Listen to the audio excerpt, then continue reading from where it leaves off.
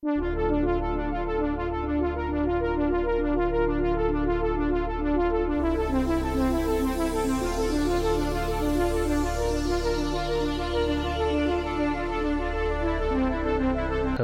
and welcome to another Vassal Malifaux Battle Report. This is still part of the campaign I'm taking part in, and it is still week 2.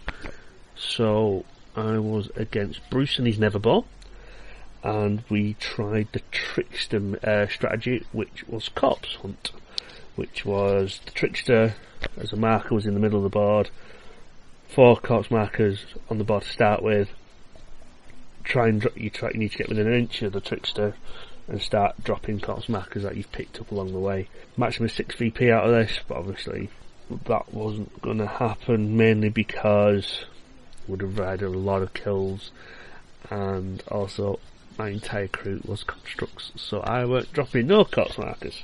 The schemes we had were convict labour, exhaust forces, leave your mark, set up and occupy the turf. So I went for exhaust and leave your mark. Bruce went for leave your mark and occupy the turf. His crew was 2 tots, a young Nephilim, Graves, Tannin, and Barbarossa wouldn't be turning up till turn 3 due to the Wayward Adventurer mission injury. So I had Ryo still, Peacekeeper still, Watcher. My Guardian had recovered from his head wound concussion, I can't remember which one, and the Hunter. So, turn 1, I won initiative on a 1 because Bruce managed to get a Black Joker. Being turn 1, he didn't bother to spend any soul stones. Nothing really happened, we all ambled forward as quickly as we could, except the Watcher, who managed to pick up one of the first corpses. Turn 2, Bruce won initiative. You'll start to see a pattern with that. One of his tops picked up a corpse, my Guardian picked up another corpse and protected the Peacekeeper. Ryle then came in and did a little bit of damage onto a top with his gun, and the Peacekeeper managed to charge Tannin and put a little bit of damage into him, not to take him down but enough to make him worried. And then the guard turned up, but they didn't really do much when they did turn up. Turn 3, Bruce won initiative.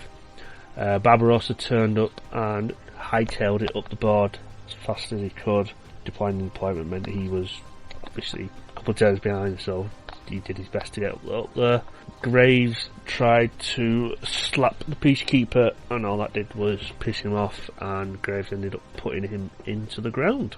The Watcher managed to escape the guard that had appeared next to it, so didn't have to take any blows from it and was free to carry on doing its thing. Ryle managed to exhaust a Terratot and kill another one, and then the Hunter managed to kill one of the guard, which then got me a scrib for killing the guard, but also a bounty point for the bounty I have, so that was pretty good. And then the Guardian managed to kill the other one, which surprised me quite a lot. A moderate damage and a double neg is always quite nice. Perhaps the funniest point in the game, when the guards activated that were left, the first one went, hit Barbarossa, managed to wound Barbarossa, Black Blood triggered, which killed the other guard, and Tannin, which was quite nasty. Turn 4, we both stoned for cards because our hands started to desert us. Bruce won initiative again. Barbarossa tried to make some room for himself by doing a bit of bull rushing and just handing out a little bit of damage to my Peacekeeper. My Peacekeeper just decided to go for the victory points and exhausted Barbarossa. The young Nephilim and the Watcher started dropping markers, and his tot managed to drop a corpse off at the Trickster. I have been quite low on scrib for the first 2 weeks, so Ryle went off to the last guard because I completely forgot. And then a Peacekeeper comes out when that happens, so unfortunately a Peacekeeper does arrive this turn, but unfortunately it doesn't do anything. mainly because the Guardian at this point had put Protect onto the Hunter, and the Hunter was the one who was going to take the slap. So I took that gamble, and unfortunately it paid off. So we both scored for Legion Mark, and I got 1 for Exhaust, whereas Bruce got a Corpse in, and also 1 for Occupy. So he was up 3-2. And then we went into... So turn 5, Bruce wins initiative again. Barbarossa managed to swing at the Peacekeeper and kill him, thanks to a nice red joker on an egg flip. And he has managed to pick up another injury. The Watcher dropped off a corpse, as did the Guardian. The Young dropped another marker, and so did Ryle. And the Hunter just had a nibble at the Peacekeeper. The Peacekeeper had a little nibble at Hunter, but nothing major.